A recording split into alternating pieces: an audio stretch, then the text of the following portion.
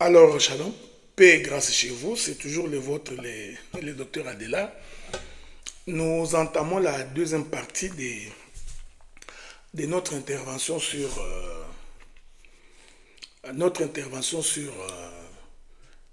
le prophète Élisée dans la maison de ces couples qui n'avaient pas d'enfants. Ici, nous commençons la deuxième partie. Nous allons nous étaler longtemps sur ces textes-là, probablement jusqu'à la dixième partie. Et nous voudrions rappeler au peuple que nous sommes ministres de la parole et nous sommes docteurs de la parole. Donc, je ne suis pas un évangéliste et je ne suis pas un pasteur, ok? Je ne suis pas un apôtre. Je suis docteur avec quelques élans prophétiques, bien entendu. Donc, je ne passerai pas mon temps à vous prêcher, soyez convertis, abandonnez la vie de péché, abandonnez toute forme d'immoralité. Je n'en ai pas besoin parce que je crois que quand on croit au Seigneur, ce sont des choses les plus élémentaires que Dieu fait dans un homme. Alors, s'il y a encore des gens qui ne sont pas encore convertis, eh bien, nous laissons la tâche aux évangélistes, aux apôtres et aux pasteurs de faire leur travail. Ici, il faut savoir que je suis dans ma chambre, c'est-à-dire, je suis dans la révélation. Et les doctorats étant un ministère des détails, donc nous nous arrangeons pour ne pas passer outre certains détails dans un texte. Alors nous avions dit la fois passée que la femme et son mari avaient constaté que Élisée passait et revenait. Il passait et revenait. Il passait et il revenait. Jusqu'à ce qu'ils vont décider, nous voudrions que cet homme ici vienne habiter chez nous. Quand il sera des passages, qu'il puisse dormir chez nous à la maison. Donc, nous avions dit que ces passages de monter et descendre, expliquaient la dispensation où Dieu n'avait pas encore visité son peuple. Parce que vous allez remarquer que tant que Élisée montait et descendait, ces couples-là demeuraient stériles. En d'autres termes, ces couples-là demeuraient sans enfants.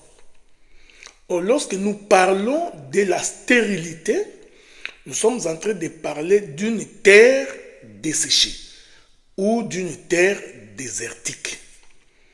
Vous allez comprendre que pour qu'une terre soit sèche, pour qu'elle ne puisse pas produire de la semence, il suffit que le ciel soit fermé. En d'autres termes, il suffit qu'il n'y ait pas de pluie. Tant qu'il n'y a pas de pluie, la terre est une terre déserte ou une terre désertique. En d'autres termes, la terre est stérile. C'est pourquoi le livre de Genèse, dans son chapitre 1er, l'Écriture dit que lorsque Dieu créa les cieux et la terre, aucun arbuste des champs ne germait encore parce que Dieu n'avait pas fait pleuvoir. Donc, s'il n'y a pas de pluie, la terre est désertique, la terre ne produit rien. On est ensemble? Ainsi, vous comprenez que la maison de ce couple-là, pour autant qu'Élisée ne s'était pas encore couché dans leur maison, cette maison était une maison stérile. Nous la considérons comme étant un lieu désertique. Nous considérons cela également comme étant un lieu qui vit l'absence de la pluie. On est ensemble? Retenez ces choses parce que c'est très très important. C'est pourquoi le Seigneur, lorsqu'il fit sortir Israël de l'Égypte, il conduisit Israël dans le désert. Cette marche dans le désert atteste que Israël était une maison désertique. C'est-à-dire, il n'y avait pas de pluie. Or, Ésaïe chapitre 55, à partir du verset 9 jusqu'au verset 11, le prophète Ésaïe atteste que, de la même manière, le ciel se trouve être éloigné de la terre, ainsi en est-il de la pensée de Dieu qui est éloigné de la pensée de l'homme. Et Ésaïe de surenchérir. Il dira,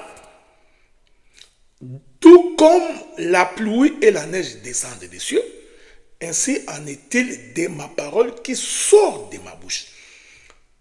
Et qui vient faire quoi? Qui vient féconder la terre et donner la sémence à la terre. Donc, ici, le prophète Ésaïe nous fait comprendre que l'absence de la pluie voudrait tout simplement dire l'absence de la parole. Il identifie la pluie à la parole du Seigneur qui sort de sa bouche. Ainsi, le ciel est considéré comme étant la bouche de Dieu, bouche au travers de laquelle la parole est sortie, c'est-à-dire la pluie. C'est pourquoi il est écrit quelque part dans les livres des psalmistes. Ok? Terre prête l'oreille. Mais la terre ne peut prêter l'oreille que s'il écoute le ciel parler. Attention. La terre qui prête l'oreille veut tout simplement dire la terre est disposée pour recevoir la pluie. Je répète, c'est très important. Donc, tant que la pluie ne tombe pas encore sur la terre, Dieu considère que cette terre-là, elle est stérile, elle est désertique. Ainsi, nous identifions la maison de ce couple-là comme étant une maison désertique, comme une terre déserte, tout simplement parce que il n'y avait pas encore d'enfants dans cette maison. Parce que la manifestation de l'enfant atteste que la pluie est tombée dans la maison et que cette pluie a produit la sémence, laquelle sémence est un fils. Parce que le fils c'est une sémence qui doit germer de la terre. Je reviendrai avec beaucoup de détails. Pourquoi Israël, quand il sort de l'Égypte, le Seigneur dira à Pharaon, laisse partir mon fils premier-né. Vous comprenez que le fils premier-né qui sort de l'Égypte, en réalité, c'est toute une sémence. Et c'est pourquoi cette sortie-là s'est faite pendant la fête des moissons, au mois de Nissan, qui est le mois de la moisson. Mais rentrons d'abord pour expliquer la maison de cette femme-là. Et vous constaterez que tant qu'Élisée n'est pas rentré dans cette maison, il n'y avait pas d'enfant. Ici, nous identifions cette maison-là aussi comme étant la maison d'Israël, comme étant le peuple d'Israël qui n'a pas reçu la parole du Seigneur, qui n'a pas reçu la sémence, qui n'a pas reçu la pluie. Je vais y apporter deux illustrations avant de conclure mon intervention d'aujourd'hui. Israël dit à Moïse, nous ne voudrions plus t'écouter, nous voudrions que Dieu descende lui-même et qu'il vienne lui nous parler. Or, Dieu descendre veut dire qu'il va quitter le ciel, descendre pour parler au peuple. Ici, le Dieu qui descend du ciel, c'est la pluie. Selon le livre d'Ésaïe, parce que la pluie descend du ciel. Okay? En d'autres termes, Israël disait que la pluie tombe. On est ensemble et la Bible dit que Moïse est allé voir Dieu, lui demandant à ce qu'il descende pour que le peuple puisse l'entendre. Dieu dit à ce peuple de se préparer.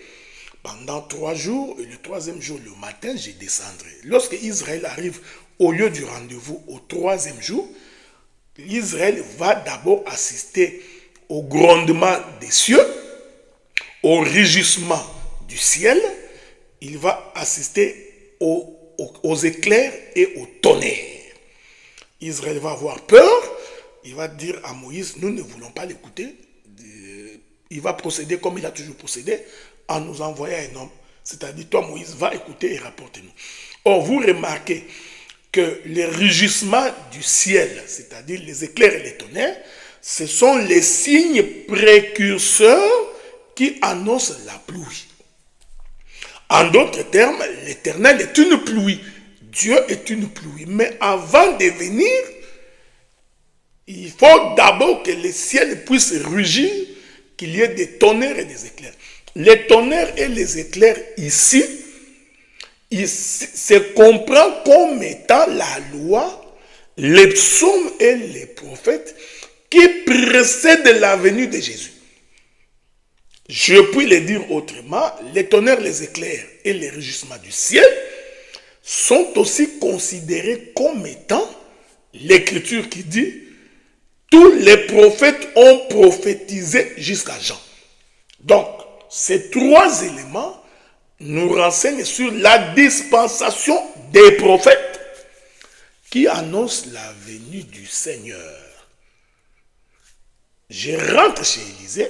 Élisée montait et descendre, sans entrer dans la maison de cette femme-là, représente aussi les sacerdoces de Moïse, c'est-à-dire pendant lesquels la pluie n'est pas encore tombée sur la terre. En d'autres termes, la pluie n'est pas encore rentrée dans la maison de ces couples-là qui n'avaient pas d'enfants. Paix et grâce chez vous. Je conclus par la deuxième illustration. Élie demande à son serviteur de monter à la montagne pour voir s'il va pleuvoir. L'Écriture dit que le serviteur monta et descenda 6 fois. Vous comprenez, pendant 6 fois, le serviteur monte et descend. Ces montées et ces descentes-là, pendant 6 fois, c'est ça Élisée qui passait et qui revenait, qui passait et qui revenait, sans entrer dans la maison de ce couple-là. C'est pourquoi chaque fois que les serviteurs montaient et descendaient, ils disaient « Je ne vois rien, il n'y a pas de pluie ». On est ensemble? Donc, ces deux illustrations nous expliquent les mouvements d'Élisée qui passent devant la maison de ce couple-là qui n'avait pas d'enfant. J'ai conclu et j'ai fini. Nous allons revenir à la troisième partie. Pour moi, nous allons y ajouter une portée évangélique pour une bonne et une meilleure saisie. C'était le vôtre, le docteur Adela. Paix et grâce chez vous et que Dieu vous bénisse. Merci beaucoup.